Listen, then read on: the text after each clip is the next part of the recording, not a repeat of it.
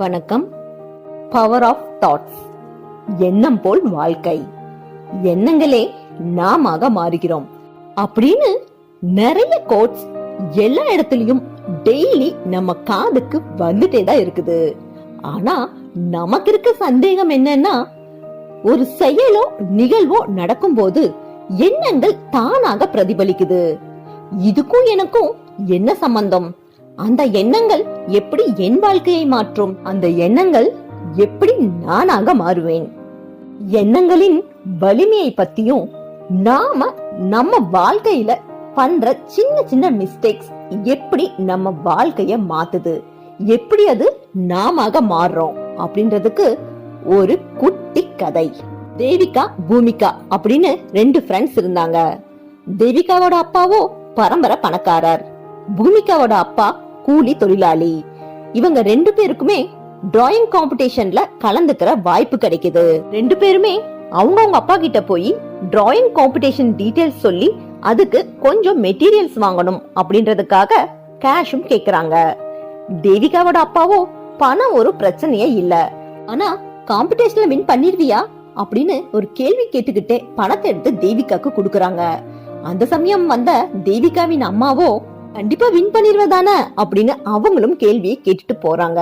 அதே சமயம் பூமிகாவோட அப்பா, கண்டிப்பா நீ காம்படிஷன்ல ஜெயிப்பமா, எப்படியும் நீ தான் முதல்ல வருவ, எனக்கு உன் மேல ரொம்ப நம்பிக்கை இருக்கு, உன் பணத்தை ஒரு 6 மணிக்கு தரவா அப்படின்னு கேக்குறாரு.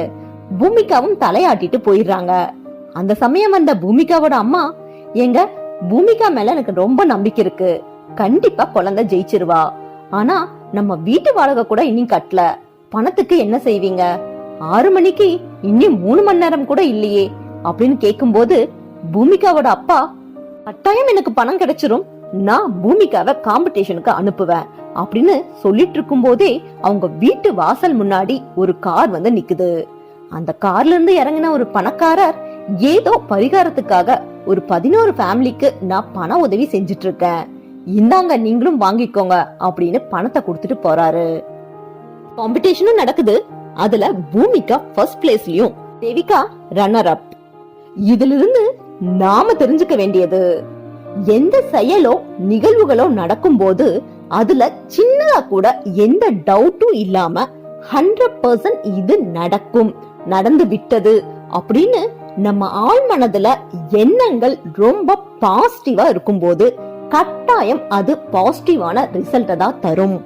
இந்த கதையில கூட தேவிகாவோட பேரண்ட்ஸ் சந்தேகம் அப்படின்ற ஒரு நெகட்டிவான ஒரு எண்ணம் அவங்களுக்குள்ள இருந்தது. அதுவே நம்ம பூமிகாவோட பேரண்ட்ஸ் 100% அவங்க எண்ணங்கள் முழுவதும் பாசிட்டிவா இருந்தது.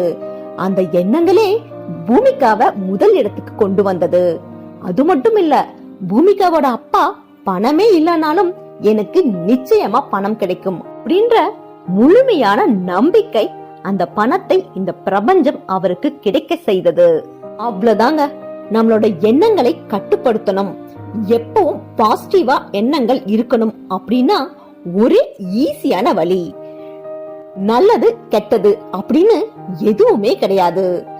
நாம நினைக்கிற விஷயங்கள் நடந்தா அது நல்லது அப்படின்னும், நம்ம எதிர்பார்த்த விஷயங்கள் நடக்காம போகும்போது அது கெட்டது அப்படின்னு நாமளே முடிவு பண்ணிடுறோம். நம்ம எண்ணங்களை கொஞ்சம் தெளிவா பார்க்க ஆரம்பிக்கலாம். எந்த நிகழ்வு நடந்தாலும் அது ஒரு சிச்சுவேஷன் அப்படின்னு பார்க்க ஆரம்பிச்சா நமக்கு கான்சியஸ்னஸ் ஆட்டோமேட்டிக்கா வந்துரும். அது கட்டாயம் பாசிட்டிவான தாட்ஸ்குள்ள தான் நம்மள கூட்டிட்டு போகும்.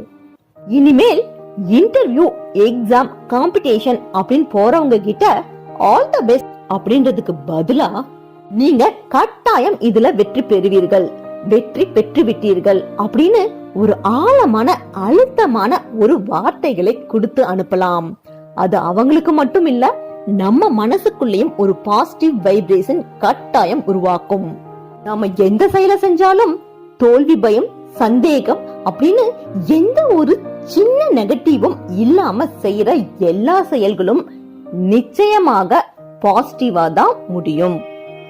அன்பை தேட முடியாது, உணரதான் முடியும். நன்றி.